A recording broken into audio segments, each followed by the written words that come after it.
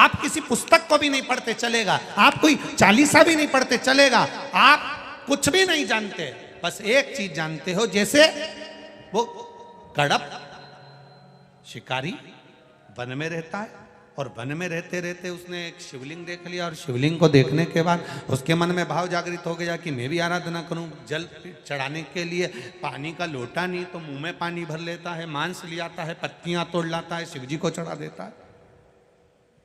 शिवजी प्रसन्न हुए थे कि नहीं हुए थे? बोलो बोलो, जम के बोलो। हुए थे ना? भगवान शंकर प्रकट हो गया। अब उसने लोटा भर के पानी नहीं चढ़ाया, उसने बेलपत्ती भी नहीं ढूंढी, उसने तो जो पत्तियां मिल गई चढ़ा दिया। वो तो मांस लेकर आ गया, उसको क्या मालूम की है क्या खाए। भगवान ने ना तो मांस देखा, भगवान ने ना तो पत्ती देखी और भगवान ने ना तो जल देखा, बस भगवान ने एक चीज देखी। जब लीला रची, पुजारी जी ने, पंडित जी ने शंकर भगवान के शिवलिंग को पिंजरे में बंद कर दिया, लोहे का पिंजरा लगा दिया। ना जाने कौन मूर्ख आता है, भगवान पर मांस चढ़ा के चले जाता है, लोहे का पिंजरा लगा दिया और लोहे का पिंजरे से शिवलिंग को बंद कर दिया। पंडित जी चले गए, कड़प ने आकर देखा कि पिंजरे की एक लोहे की तान टूटकर शंकर भगवान के शिवलिंग पर लग गई, उसमें से खून बह रहा है, खून। कड़प ने सोचा भगवान की आंख फूट गई है इसीलिए खून बह रहा है। कड़प ने त्रिशूल उठाया, अपनी आंख निकाली और जहां से खून आ रहा था वहां पर अपनी आंख को लगा दिया। शिव प्रसन्न होकर प्रकट हो गया। ना मंत्र जानता है, ना साधना जानता है, ना तप जानता है, ना उसने कोई पाठ करा, ना यज्ञ करा, ना अनुष्ठान करा। शंकर भगवान निर्मल मन से प्रसन्न होते हैं। क्या करते शिव है क्या?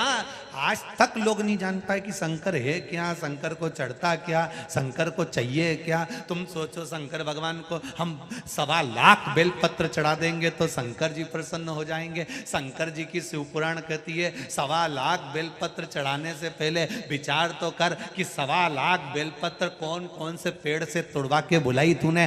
पैसा तो दे दिया तूने पर जिंदगी में एक बेलपत्री का पेड़ नहीं लगाया और दूसरे जगह की 1.25 लाख बेलपत्र ला के चढ़ा दी, तो क्या शंकर जी प्रसन्न होंगे? एक बेलपत्री का पेड़ लगा देता और एक बेलपत्री शंकर को चढ़ाता तब शंकर प्रसन्न होते।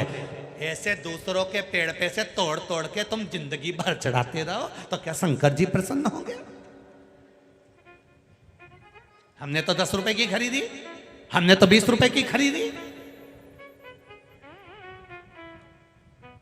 बेचने वालों ने, बेलपत्री बेचने वालों ने ढेर दुकान लगा के रखी है। मेरा निवेदन है बेलपत्री बेचने वालों से कि तुम्हारी अगर जमीन हो तो उसमें कम से कम 100 200 बेलपत्री के पौधे भी लगाओ, पेड़ भी लगाओ, जिससे वो बड़े होंगे तो उनकी बेलपत्र आप तक पहुंचेगी। वृक्षारोपण करिए, चढ़ा रहे हैं शंकर जी को प्रसन्न करना। लोटा भर कर हमको ना ना ना ना ना बाबा, एक बूंद भी अगर जल शिव को चढ़ा है तो वो प्रसन्न हुआ है। दिल से अगर उसको रिझाया है तो वो प्रसन्न हुआ है, उसको कुछ नहीं चाहिए।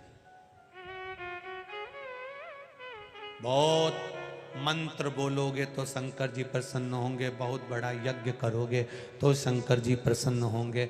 घंटों तक बैठ के आंख बंद करके तब साधना करोगे तो शंकर जी प्रसन्न होंगे। शिव पुराण कहती है तुम जिंदगी भर बैठे रहो वो कभी नहीं आएगा, क्योंकि मन साफ होगा तो परमात्मा तुम्हारे सामने होगा। मन साफ नहीं होगा तो परमात्मा कैसे होगा सामने? किसी ने एक भजन की बड़ी सुंदर